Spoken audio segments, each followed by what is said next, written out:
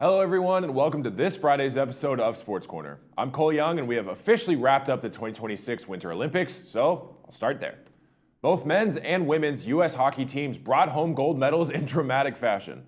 On Thursday night, the women's Olympic team was set to square off with rival Canada for the second time in these Olympics, but this time with a gold medal on the line.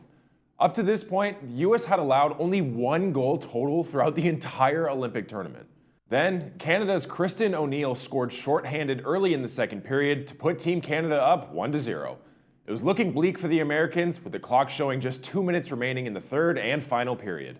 Then, Hilary Knight deflected a shot from defenseman Layla Edwards, with the goalie pulled for the game-tying goal with just 2 minutes and 4 seconds remaining in the third period to give life to Team USA.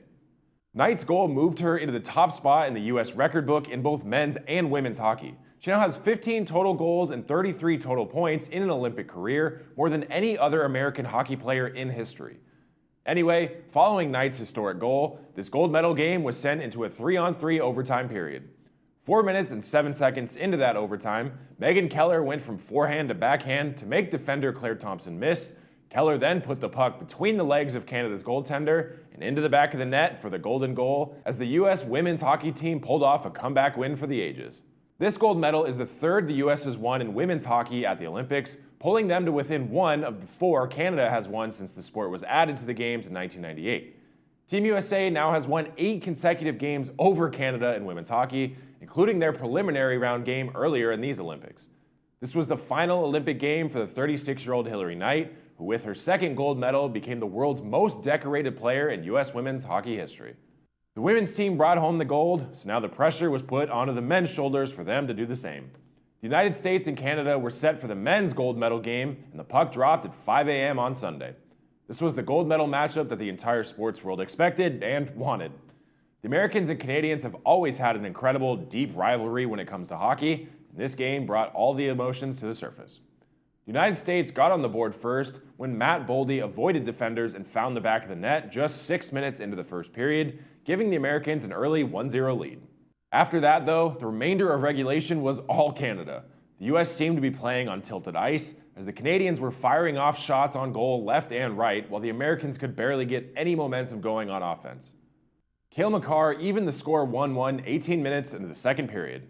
Even though Canada was taking loads of shots, goaltender Connor Hellebuyck was playing absolutely lights out for the U.S., stopping every shot except one throughout regulation. He made stops on shots that would go in 99 out of 100 times, but somehow found a way to prevent more scores. At one point, the U.S. was handed 2 penalties, and even with the Canadians at a 5-on-3 advantage, they were held to 0 scores. With no goals being scored in the third period, just like the women's game, this game headed into the 3-on-3 overtime. 1 minute and 41 seconds into overtime, history was made. Zach Werenski wrestled the puck away from Canada's Nathan MacKinnon and sent a cross-ice pass to an open Jack Hughes. Hughes fired off a shot, and against all odds, hit the back of the net.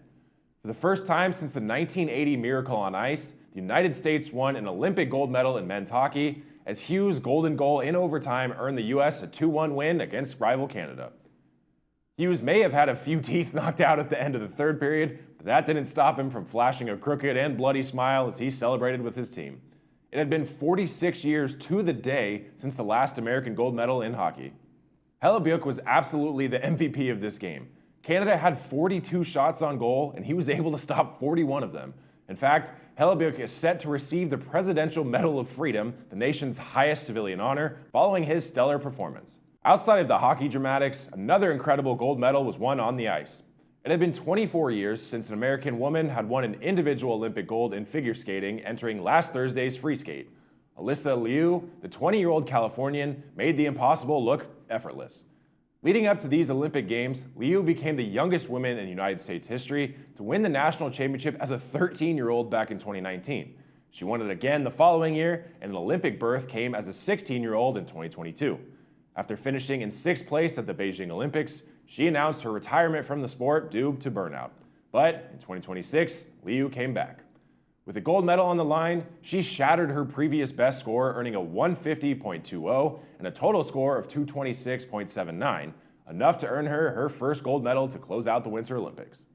The United States entered the 2026 Games having won 330 medals in the history of the Winter Olympics, with 114 being gold. Americans have secured gold at every Winter Olympics since 1924. Team USA finished the 2026 Games with 12 gold medals, breaking their previous Winter Olympics record, and 33 total medals throughout the Games. They finished in second place behind Norway, who finished with 41 total medals, including 18 gold. In the history of all Olympics, dating back to 1896, the United States leads the world in all Olympic medals with 3,138, 1,241 gold, 1,012 silver, and 885 bronze. Through all the dramatics of all the Games over the past month or so, it was a Winter Olympics to remember. I, for one, am already looking forward to the 2028 LA Summer Olympics. Since the world has been heavily focused on the Games the past few weeks, it was easy to overlook the rest of the sports world. MLB spring training officially began this week, with teams beginning their long baseball season. The NBA playoffs begin in just about a month, and the regular season has rapidly come to a close. That same sentiment goes for the NHL, as the players are returning from the Olympics to continue their quests for a Stanley Cup. One of our local NHL teams, the Anaheim Ducks, made history earlier this week. The Ducks have been a wild team this season, pulling off miraculous comebacks and high-scoring wins week after week. And Wednesday of this week was no different. With the score tied at 5-5 in the final period, Cutter Gauthier scored the tie-breaking goal with 1:14 to play for the Ducks, who erased a pair of 2-goal deficits and defeated the Edmonton Oilers. Leo Carlsson had a goal and 2 assists in his first appearance since January 10th for the Ducks, who have now won 6 straight home games and 10 of the last 12 overall, to leapfrog the Oilers into second place in the Pacific Division. While the win was impressive, history was made on the bench. With this comeback victory, Joel Quenneville becomes the second coach in NHL history to win 1,000 games. It was a great way to start for the Ducks following the Olympic break, so now the road to the playoffs begins.